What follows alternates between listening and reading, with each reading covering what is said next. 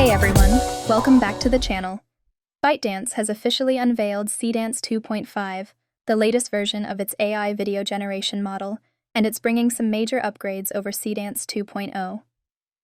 With longer video generation, more powerful multimodal inputs, and enhanced editing controls, Seedance 2.5 is shaping up to be one of the most exciting AI video releases of the year. So, what's new? Let's break it down. The first big upgrade is longer video generation. While many AI video tools are still limited to shorter clips, Seedance 2.5 can generate up to 30 seconds of video in a single pass. This helps maintain better character consistency, smoother storytelling, and reduces the need to stitch multiple clips together. The second upgrade is support for up to 50 multimodal inputs. You can provide images, videos, and audio references all at once, giving the model much more context to work with. This makes it easier to create consistent characters, branded content, and more complex video projects. The third major improvement is precise local editing.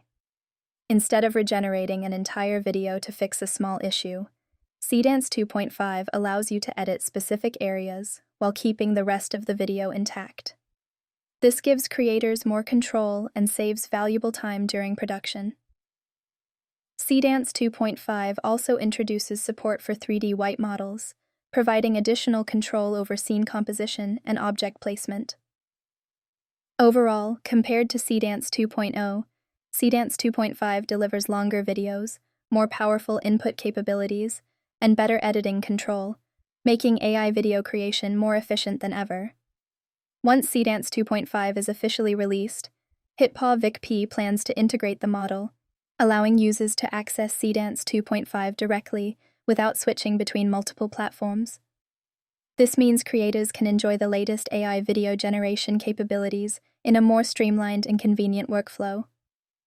If you're excited to try Seedance 2.5, be sure to subscribe and stay tuned for future tutorials, comparisons, and updates. Thanks for watching, and we'll see you in the next video.